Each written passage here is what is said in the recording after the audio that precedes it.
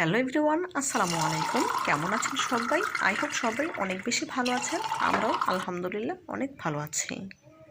গ্রীষ্মের বাজারে আম, জাম, কাঁঠাল, লিচু প্রচুর ফল পাওয়া যাচ্ছে।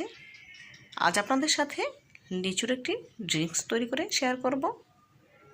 এভাবে করে যদি লিচুর ড্রিঙ্কস তৈরি করা যায় তাহলে খেয়ে কিন্তু মন প্রাণ দুটি জুড়ে যাবে।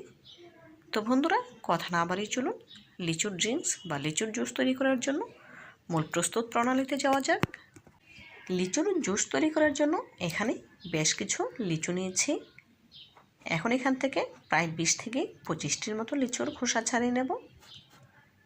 তো বন্ধুরা, ভিডিওর শুরুতে আপনাদের কাছে ছোট্ট একটি রিকোয়েস্ট রইল, যারা আমার ভিডিওটি ইউটিউব চ্যানেল থেকে দেখছেন প্লিজ ভিডিওটিতে লাইক দিয়ে চ্যানেলটি সাবস্ক্রাইব করে পাশে থাকা বেল বাটনে ক্লিক করে দিবেন, এবং যারা ফেসবুক পেজ থেকে দেখছেন প্লিজ লাইক দিয়ে পেজটিতে ফলো দিয়ে দিবেন। এতে করে আমি যখন কোনো নতুন রেসিপি আপলোড করব সবার আগে আপনার কাছে পৌঁছে যাবে। এই কাজটি যারা অলরেডি করে নিয়েছেন আপনাদেরকে জানাই অসংখ্য ধন্যবাদ। দেখুন এক এক করে লিচুর খোসাগুলো ছাড়িয়ে নিচ্ছি। খোসা ছাড়ানো লিচি থেকে বিচিটা বের করে নিতে হবে। চাকুর সাহায্যে লিচির মাঝ বরাবর কেটে নিচ্ছি।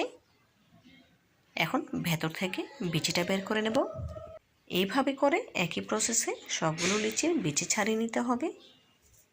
বিচি ছাড়িয়ে নেওয়া লিচিগুলো এক এক করে ব্লেন্ডারে জারে তুলে নিচ্ছি ব্লেন্ড করে নেওয়ার জন্য। বিচি ছাড়ানো সবগুলো লিচি ব্লেন্ডারে জারে তুলে নেওয়া হয়ে গেলে এখন এর সাথে অ্যাড করে দেব 1 টেবিল চামচ চিনি। যেহেতু লিচিগুলো এমনিতেই অনেক মিষ্টি, সেজন্য এর থেকে বেশি চিনি দেওয়ার প্রয়োজন পড়বে না। 1 টেবিল চামচ চিনি অ্যাড করে দিলাম।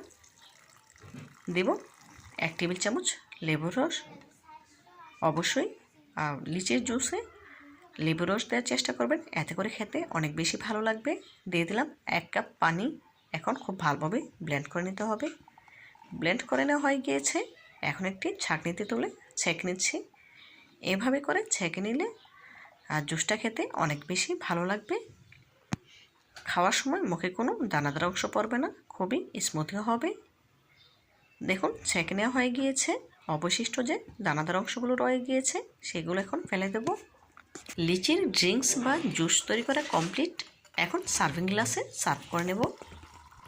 গ্লাসে কিছু আইস কিউব নিয়ে নিচ্ছি, ওপর থেকে ঢেলে নিচ্ছি লিচির জুস।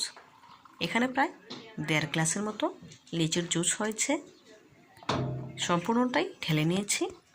পরিবেশনের জন্য গ্লাসের সাইডে দিয়ে দিচ্ছি লেবুর টুকরো। এভাবে করে দিলে দেখতে অনেক বেশি ভালো লাগে। তো বন্ধুরা, আর লিচির জুস বা ড্রিঙ্কস তৈরি করা আপনাদের কাছে কেমন লাগলো প্লিজ কমেন্ট করে জানাবেন। আমার রেসিপিটি যদি ভালো লেগে থাকে প্লিজ লাইক, কমেন্ট এবং শেয়ার করবেন। আজকের মতো বিদায় নিচ্ছি। দেখা হবে নতুন কোনো রেসিপিতে। ভালো থাকবেন সবাই। আল্লাহ হাফেজ।